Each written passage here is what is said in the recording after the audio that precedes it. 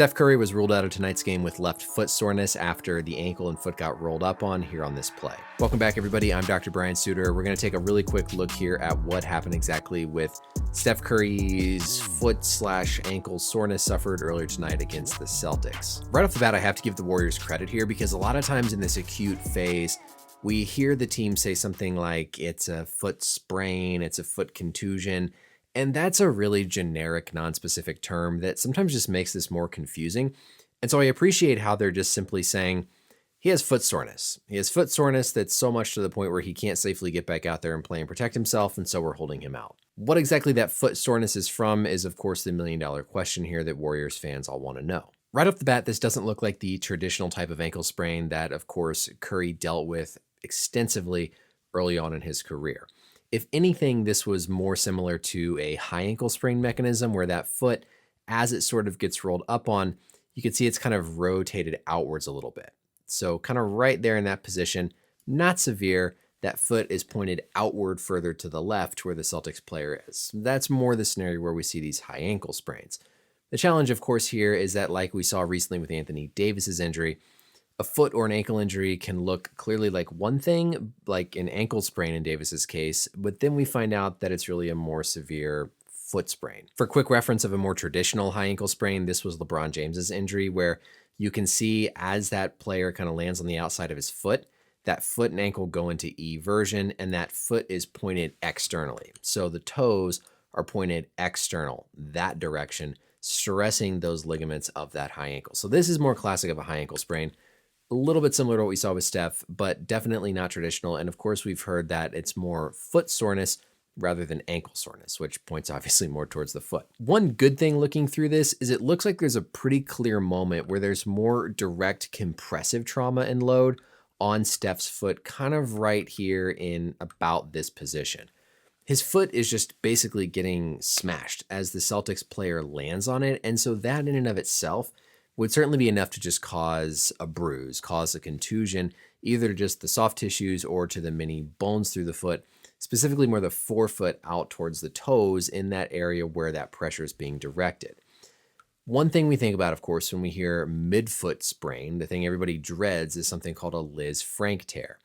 I will say that Steph looks at least fortunate from the mechanism because this position right here, where his foot is plantar flexed, meaning pointed with the toes down kind of into the ground like that direction, sets you up for a possible Liz Frank injury.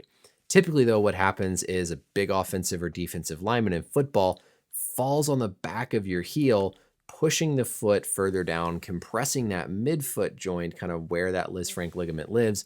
And that's classically when we see like a contact mechanism of a Liz Frank injury in that midfoot.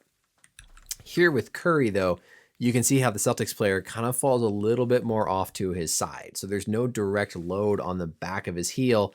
It sort of glances the outside of his foot, causing that slight external rotation. But then right in that position there, you can see how his toes are basically flexed underneath a little bit more, causing all that just compressive load, particularly onto his forefoot. If we look at this other view, we pretty much see the same sort of thing. So right there, that's that plantar flexed position where the ball of the foot is down in the ground. If the Celtics player would have landed directly on the back of his heel, much more high risk for a Liz Frank injury. Instead, that fall kind of comes off, glances the outer or more lateral portion of Curry's foot. And as his foot goes into that external rotation, you can just see how basically his toes, that forefoot, gets pretty much just compressed by the Celtics player. And so I'm really hopeful that this is more of just a direct kind of compressive injury, kind of squeezing, causing some contusion, maybe some bruising of those bones in the foot, rather than a big high energy twist causing true ligament injury.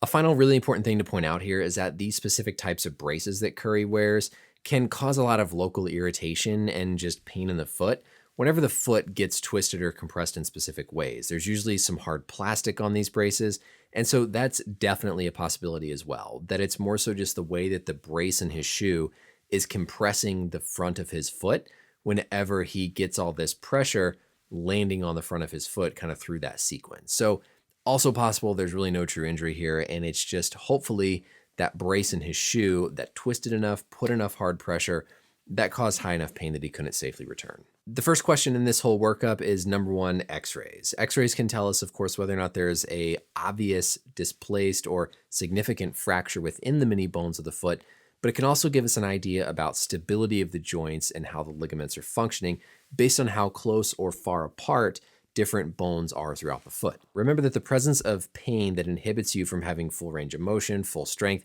and being able to do your normal sport activities to protect yourself puts you at risk of further injury. So even if the Warriors don't feel like Curry has a specific torn ligament, damaged tendon, broken bone, the presence of pain that's limiting his function is enough to say it's not safe for him to return. He's got foot soreness. It's excessive enough that he can't adequately play and protect himself. Therefore, keep him out for minimizing the risk of future injury. My overall thoughts looking at this are generally more optimistic than pessimistic, but it's hard to nail down one specific thing and give any sense of prognosis, of course, without being able to do an actual exam here.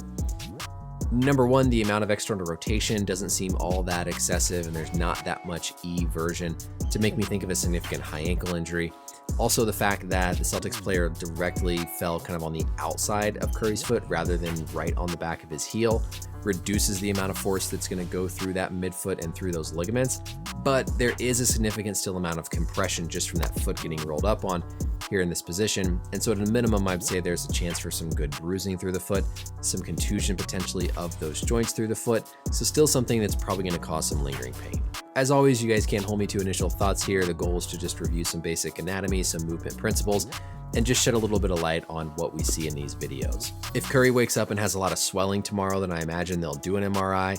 If he wakes up and things feel pretty good and he's able to walk around without too much comfort, then they might be able to avoid doing further imaging and just work him back over the next few days. That's it for the video, everybody. Let me know as always any questions or comments down below, and until next time, we'll see you later.